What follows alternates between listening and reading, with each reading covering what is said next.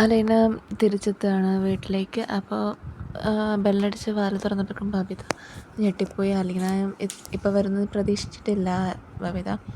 അപ്പോൾ അലീന ചോദിക്കണേ, നീ ഉറങ്ങുമായിരുന്നോ? ഞാൻ ഉറങ്ങുമായിരുന്നു എന്നൊക്കെ പറഞ്ഞു.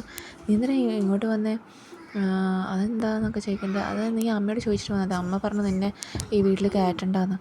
അമ്മ അങ്ങനെ പറഞ്ഞു? അമ്മ അങ്ങനെയൊന്നും പറയത്തില്ലല്ലോ. എന്നാൽ പിന്നെ നീ അച്ഛനെ വിളിച്ചിട്ട് വന്നാൽ മതി. എന്നാൽ പിന്നെ ഞാൻ വിളിക്കാമല്ലോ. ഞാനിപ്പോൾ വിളിച്ചിട്ടാണ് വന്നത്, ഇനി വേണമെങ്കിൽ ഒന്നുകൂടി വിളിക്കാമെന്നൊക്കെ പറയുന്നുണ്ട്. എന്നാൽ ഞാനിപ്പോൾ അച്ഛനെ വിളിക്കാം. അച്ഛനെന്ന് വിളിക്കണം, ഞാൻ വിളിച്ചോളാം അച്ഛനെ. എന്നാൽ പിന്നെ നീ വിളിക്കുക അച്ഛനെ. അത് എനിക്ക് തോന്നിയ സമയം ഞാൻ വിളിച്ചോളാം. അപ്പോൾ പറയുന്നുണ്ട്. അപ്പോൾ എന്നാൽ പിന്നെ നിനക്ക് എന്തോ ഒരു കള്ളക്കളിയുണ്ട്. എനിക്ക് കള്ളക്കളിയൊന്നുമില്ല. എന്നിട്ട് അലീനകത്തേക്ക് കയറുന്നുണ്ട്. ഇവിടെ ആരോ ഒരു കള്ളൻ്റെ വന്നതുപോലെ എനിക്ക് തോന്നുന്നുണ്ടെന്ന് പറഞ്ഞാൽ, ഇവിടെ കള്ളനൊന്നും ഇല്ല എന്നൊക്കെ പറയുന്നുണ്ട്. എനിക്കതിൻ്റെ മണം കിട്ടിയെന്നൊക്കെ പറയുന്നുണ്ട് അലീന. എന്നിട്ട് അലീനൊരു കത്തി എടുത്തുകൊണ്ട് എല്ലാ റൂമിലും പോയി പരത്തി നോക്കുന്നുണ്ട്. നീ എന്തിനാ ഇതൊക്കെ എടുത്ത് കൊണ്ടുപോകുന്നത്? അത് പിന്നെ കള്ളൻ ഇങ്ങോട്ട് ആക്രമിക്കാൻ വന്ന ഇത് കാണിച്ച് പേടിപ്പെടുത്താലോ എന്ന് പറഞ്ഞിട്ടാണ്. എന്നിട്ട് ഇവിടെ ആരും ഇല്ലയെന്ന് പറഞ്ഞില്ലേ? എന്നാലും നമുക്ക് നോക്കാം. നീ എനിക്ക് ഒരു കാര്യം ചെയ്തു തരുമോ? എനിക്ക് ഒരു തലവേദനയ്ക്കുള്ള ഗുളിക വാങ്ങിത്തരുമോ എന്ന് ചോദിക്കുന്നുണ്ട്. അവൻ പറഞ്ഞു, എൻ്റെ കയ്യിൽ എന്ത് വേദനയ്ക്കുള്ള മരുന്നുണ്ട്. അതൊന്നും പോരാ, ഞാൻ പറയുന്ന മെഡിസിൻ തന്നെ വേണം. നീ പോയിട്ട് വാങ്ങിയിട്ട് വാ എന്നൊക്കെ പറയുന്നുണ്ട്. എന്നാൽ പിന്നെ നീ കുറിച്ച് താന്നൊക്കെ പറയുന്നുണ്ട്. എന്നിട്ട് ബബിത പോയ സമയം അലീന മുകളിലേക്ക് നോക്കുമ്പോൾ ഒരു നിഴൽ കണ്ടു. അപ്പോൾ അലീന മുകളിലേക്ക് പോയി നോക്കി. എല്ലാ റൂമും പോയി തപ്പി നോക്കിയപ്പോൾ മുടിയാൻ നിൽക്കുന്നുണ്ട് അവിടെ. അവ പറയുന്നുണ്ട്, നീ എന്താ ഇവിടെ എന്നൊക്കെ പറയുന്നത്. അത് ഞാൻ എക്യുപ്മെൻറ്റ്സ് നോക്കാൻ വന്നതാ എന്നൊക്കെ പറയുന്നുണ്ട്. നിന്നോട് എൻ്റെ പേര് അമൽ എന്നൊക്കെ പറയുന്നുണ്ട്. നിന്നെ ഞാൻ അന്നേ താക്കീത് വിട്ടതല്ലേ ഇവിടെ വരരുതെന്ന് പറഞ്ഞു. ഇങ്ങനെയുണ്ടോ ആൺപിള്ളേർ? നല്ല ഡീസൻ്റ് ആൺപിള്ളേർ ഇങ്ങനെയൊന്നും ചെയ്യില്ല.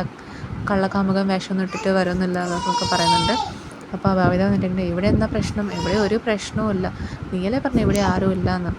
അത് പിന്നെ കള്ളനുണ്ടോയെന്നല്ലേ ചോദിച്ചത്? കള്ളനില്ലെന്നല്ല ഞാൻ പറഞ്ഞത്. അവ പറയുന്നുണ്ട്, ഇത് എൻ്റെ വീടാണ്. ഇവിടെ ആരെയും കൊളിച്ച് നിൽക്കുകയോ ഓടി നടക്കുകയോ എന്ത് വേണമെങ്കിലും ചെയ്യുമെന്നൊക്കെ പറയുന്നുണ്ട്.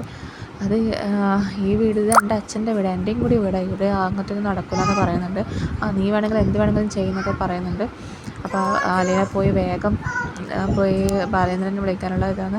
അച്ഛനെ വിളിക്കാൻ അവിടെ പോകുന്നത്, നമുക്ക് വേഗം പോകാമല്ലോ എന്ന് പറഞ്ഞ് അമൽ പോകുന്നുണ്ട് വേഗം.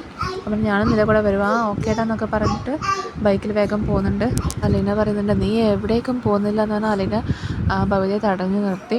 നീ എന്നോട് ഗുസ്തി പിടിക്കാൻ നോക്കണ്ട, ഞാൻ നിന്നെ വിടൂല എന്ന് പറഞ്ഞാൽ വിടൂല എന്നൊക്കെ പറഞ്ഞ് അലീന വേഗം അവളെ ദൂരേക്ക് മാറ്റുന്നുണ്ട്.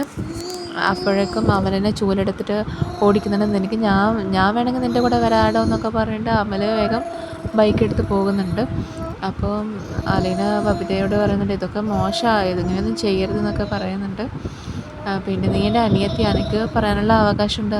നീ എൻ്റെ കുനിയത്തിയെന്നൊക്കെ പറയുന്നുണ്ട്. അവൻ പറഞ്ഞു, രണ്ടാണെങ്കിൽ നീ തന്നെയാണല്ലോ എന്നൊക്കെ പറയുന്നുണ്ട് അലീന. അപ്പോൾ പറയുന്നുണ്ട്, നീ അവൻ്റെ കൂടെ പോയുള്ള കോപ്രായം കളിക്കാനില്ല, അത് നടക്കില്ല എന്നൊക്കെ പറയുന്നുണ്ട്. കോപ്രായോ? അതെന്താ നീ ഉദ്ദേശിച്ചത്?